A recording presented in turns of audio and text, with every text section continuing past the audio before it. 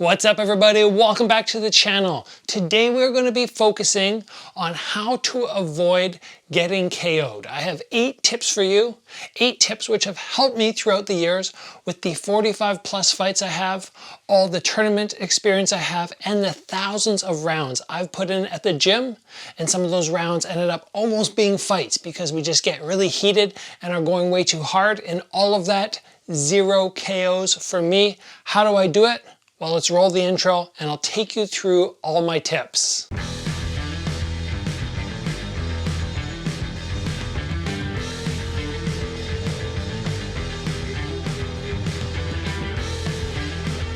All right, we're talking about how to avoid getting KO'd. This is very important if you are training in the fight sports world and want to stay healthy and want to avoid going unconscious.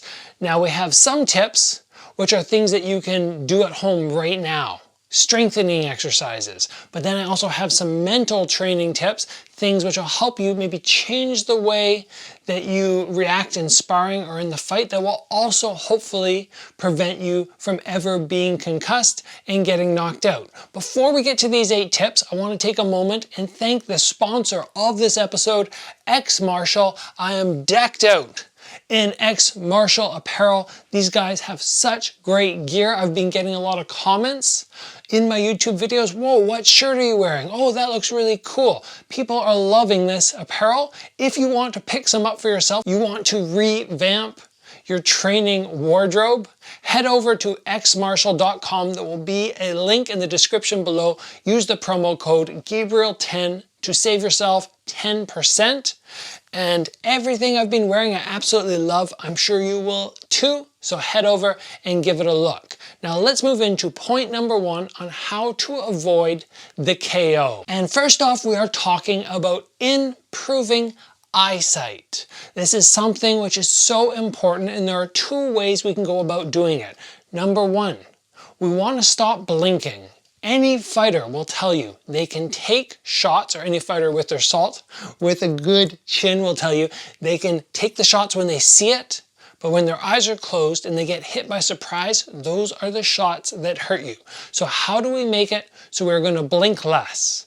Well, very simple drill. You can have somebody stand in front of you with some gloves on and just nice and light throw shots at your forehead. You take those shots and you just get used to seeing punches coming and not blinking and not shying away. In addition, you can also work your peripherals. That means maybe if you get hit with the first shot and your head gets knocked to the side, even though I'm looking here, I can still see the camera. How do we go about training this? Well, I was actually doing this with one of my students tonight. I had him look off to the side slightly and then work on slipping shots as I poked the noodles at his head. And I explained to him the exact same thing I'm telling you guys now. Peripheral vision is so important.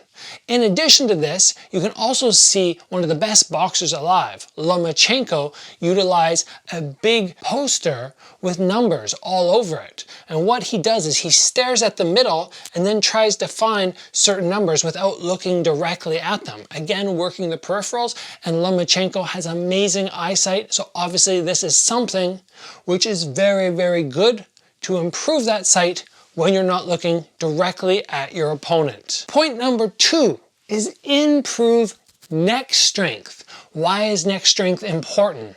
Well, when you get hit and your head gets whipped backwards, there's more likelihood that your brain is going to rattle off your skull because you did not have the neck muscles to support your head from getting whiplash back. To do this, to strengthen the neck, I already have a video which you can do at home right now. And just follow along with this exercise 2 to 3 times per week. I've been doing this for about 8 years and my neck is crazy strong, and it helps me absorb shots and not go down when I take that impact. You got to do the neck conditioning, the neck strengthening. I'm not a big fan of the way a lot of people do it. Like in Thailand, they take a stick, they hang a rope off it, they put a weight at the bottom, and then they do neck work. Sure, that's an option, but it's not a great one if you're worried about your teeth. The one that I do, no weights, no training equipment, you can do it at home right now. Next up, we're talking about something a little bit more mental. And this is not going to battle when you're already hurt. A lot of people, and you'll see them get KO'd for this, they get hit and then they come and they go on the attack. Like they think they're going to show this person that they're not hurt by engaging. But the problem is very often they are already damaged. When you're already damaged, you're that much more likely to go down quick if you get hit with a clean shot. So remember, yes, you can pump your jab. Yes, you can hit them with the occasional shot, but don't be reckless and just jump in when you're hurt. Don't let your ego get ahead of you. Don't go, he hit me, I have to get him back just as hard. Take a moment, collect yourself, recover, and then enter after you feel you're back to 100%. That way, you're going to decrease the risk of ever getting KO'd. My next tip is making sure you bite down on your mouth guard. When your mouth is open, like this, and you're relaxed and you get hit, it's more likely that your head is going to get that whiplash, which we already talked about. But I have never got phased from a punch when I'm biting down significantly on my mouth guard. It's okay to bite down, not all the time, but when you sit into punches or when you're about to get hit, clamp that jaw shut. You will find it helps you significantly. Next up, we're moving back to the mental side, back to the thought process.